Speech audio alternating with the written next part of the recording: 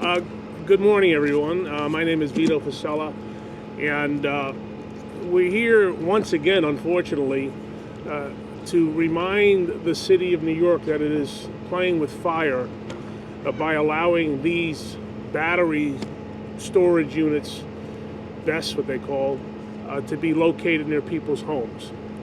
And I want to just give a background, Staten Island history, is that many years ago we had something called the Fresh Kills landfill.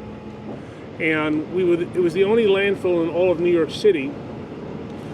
And we sued the city, among other things, to close it because in this city there's something called a fair share provision that one community, one borough should not disproportionately shoulder the burden for everybody else.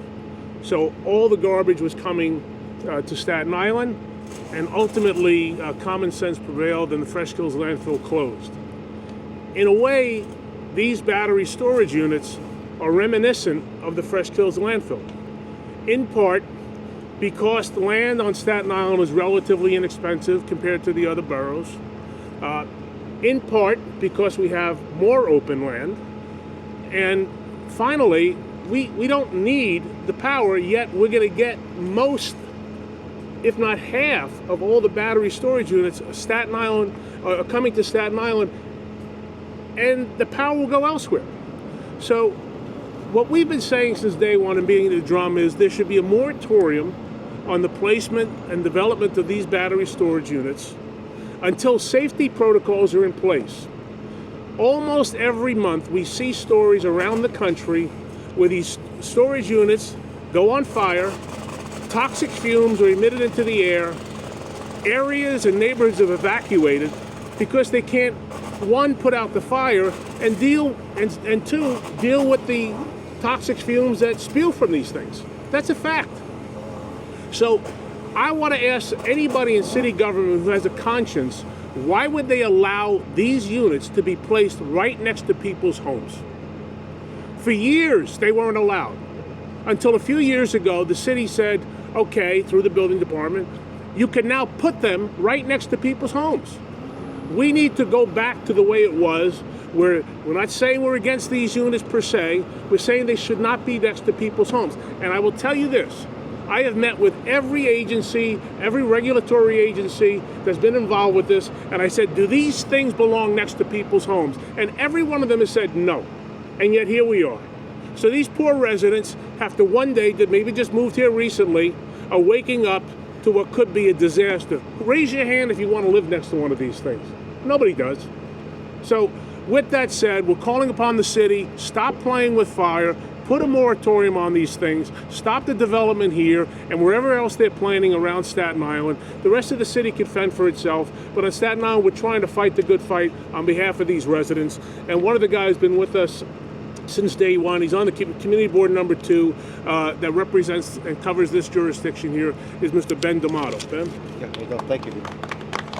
Well, your borough president is right. These things are dangerous if they're in the wrong locations. We fought them. We fought against them to be put in residential neighborhoods.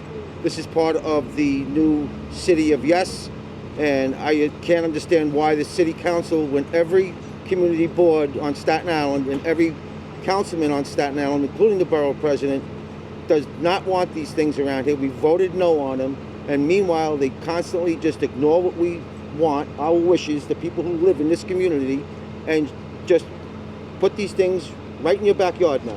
Originally they were in commercial zones, which I can understand, it's fine, not impacting a lot of the community, but to put one of these facilities here, I believe is a dangerous situation. They're your best neighbors, well, until something goes wrong. When something goes wrong, it's a problem.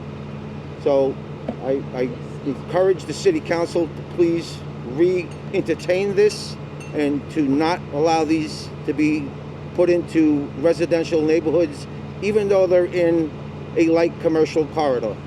Thank you. Some of the residents who are here, but they don't want to speak, and I respect their wishes. When this thing is complete, assuming it is complete, what you're going to see on the fences is danger, toxic fumes, hazard. So if you're a young family, young kids, or if you're old like me, Do you really want to see that next to your house? And yet, there it is. And somebody is allowing this to happen intentionally. As I mentioned once before, it's not like this may happen one day. This has happened repeatedly across the country. And some of the smart communities around here are saying, put a moratorium in place until we know the full effects when these things go on fire, and they go on fire.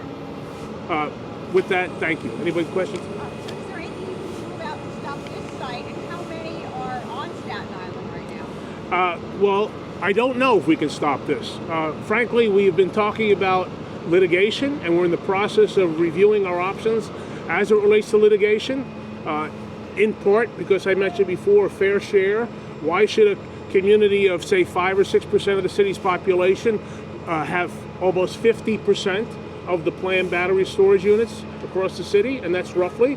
So there are a number in place. There's a couple out in Great Kills on Giffords Lane, one on Highland Boulevard. There's a couple on the North Shore. There's many in the pipeline. And what we're trying to do is get ahead of it to stop these things from happening. So I can't say with honesty that we can stop this, but we're just banging the drum to the city to stop it, because it's going to get worse before it gets better. So anybody who wants to show up, there's a community board meeting on the 18th at the JCC. 9 Dot is going to have a representative there. So anyone who wants to come, and you're more than welcome to show up and give them your input. Have you heard anything from 9 Dot? No, I don't necessarily blame the companies. I don't necessarily blame the property owners. The city has allowed this to happen. Up until just a few years ago, as Ben said before, as we've been saying, these things could only be placed in manufacturing or isolated areas where there were no businesses or residents nearby. And you know what? That's reasonable. But then the city changed, and then a company sees an economic opportunity, they come in, because the city has allowed it to happen. That's where this blame sort of lies. Yes, sir. Hi. Any measures or safety measures that will lead you to think maybe this is safer, or anything that will calm the concerns? No, unfortunately, because we have seen many of these storage units set ablaze, and what happens is the fire department and water, the traditional ways to fight fires do not apply to these units. In fact, millions of gallons of water are used, and sometimes when they think they have the fire under control, they actually reignite. And it's happened in other parts of the country. Just recently, the most recent blaze was out in California, where they had to shut down a highway because the units were on fire. So until those things can be addressed with certainty and clarity, what I'm saying is, why would we put people's lives at risk intentionally knowing they could be set on fire? So as of now, I don't feel safe. I wouldn't want to live next to one. So I'm here on behalf of the people to be their voice to say no.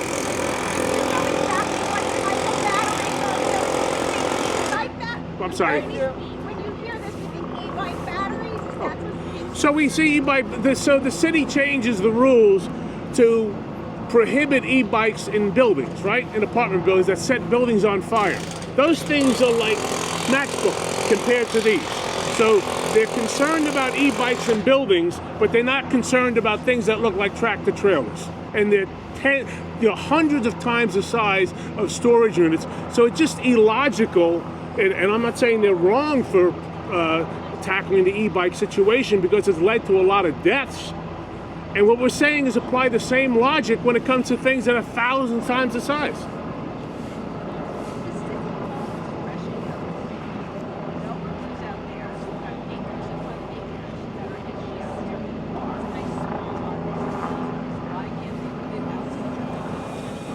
So we're not suggesting they put them in fresh kills and it will never happen because it's a city park. What we're saying is we're open to a discussion to place these in areas that are maybe manufacturing or not near people's homes. This is the point this is one of the points we're trying to make here. We don't need these things on Staten Island. We don't. We have enough power. So what they're doing is they're putting them here so they can be used elsewhere around the city. fine. Put them elsewhere around the city. If they want them in other parts of the city, so be it. We do not want them here. We don't want them especially here. What type of services are they providing? Like what do they run? They're storage. They basically, when they're off peak, when the energy is not needed, they're being stored, and then they're being put back into the grid. Because over the years there's been a lack of infrastructure into places like this, this is a cop-out. So they come down from the mountaintop and they said, Staten Island, we know you don't need this, but we're allowing it to happen. That's why I mentioned at the very outset, the reason why so many being placed here, because land is cheaper and we have more of it. And what we're saying is we don't want it. We will take our fair share, but this is way beyond our fair share. And how many people has to be against and they will stop? Sorry? How many people has to be against it? How many people have to stop it?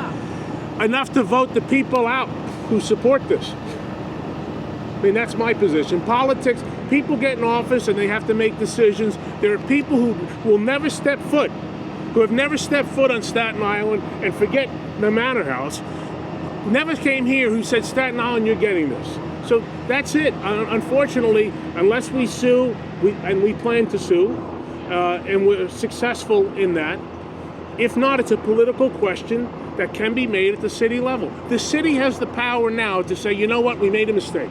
And that's fine, we all make mistakes. The city could say, we made a mistake, we did not realize that we were going to allow these things to be put next to people's homes. And I say this repeatedly with total clarity.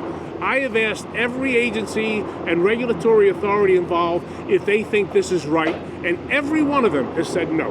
And yet here we are. Anybody else? Thank you all for coming. Appreciate it.